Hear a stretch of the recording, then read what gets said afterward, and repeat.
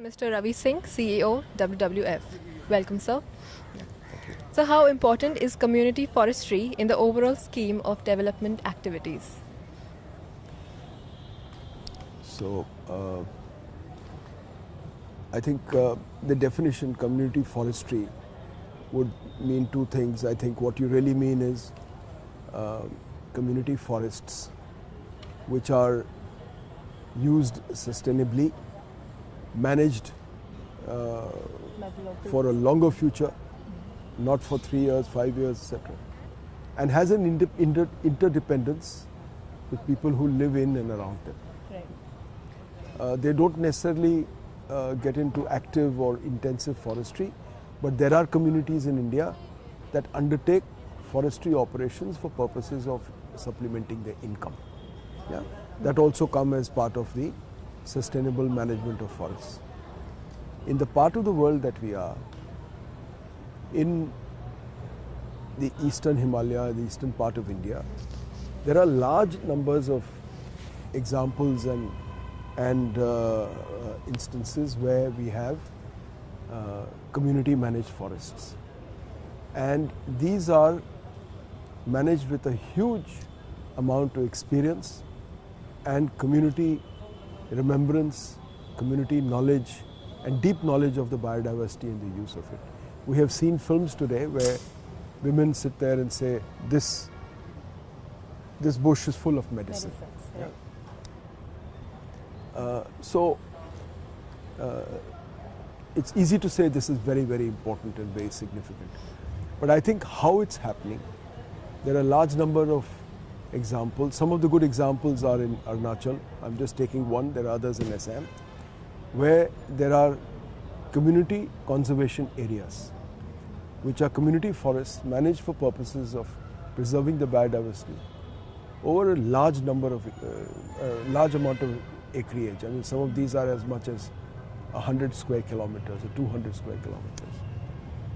And the values in those forests are second to none in terms of biodiversity, in terms of values to the community.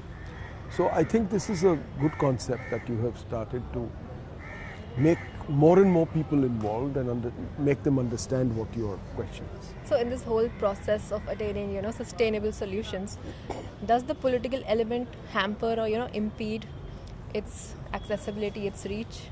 So wherever there is, wherever these themes and trends are integrated with politics, integrated with political decision making and in policy, I think the success of that depends very much.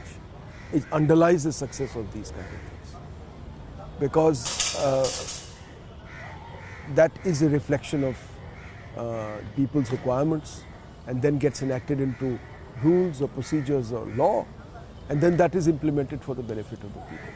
So sometimes it's also important for people, institutions and organizations to make space to and allow a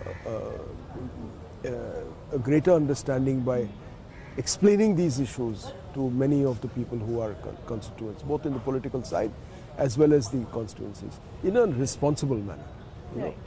in a knowledgeable and responsible manner. So it's a very important anchor to your solution. So, as per you, are we on that course of rural future, the main limelight of the conference it was on? So, as you know that Balipara Foundation has been discussing this matter for some years now. Started with concepts relating to how natural resources could be a bolster against climate change, and what does that mean, and what are the values of this biodiversity, what are the examples we could take forward.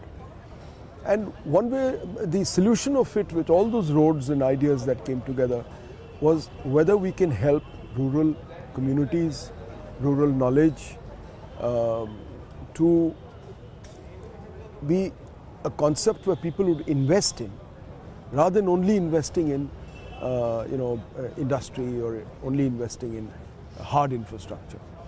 And this is what the discussions have been Are they there? No. Are they there? How far are we from that?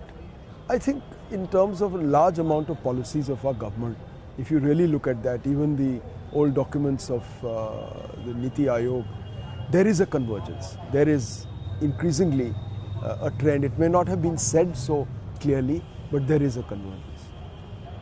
When will it start happening more? With all the challenges that are in front of India, this in a way has an inevitable conclusion that it needs to happen, and therefore it must happen. Right. How far are we? That I cannot predict. But if I see the graph, I think the graph is moving closer. Thank you. Thank you, sir.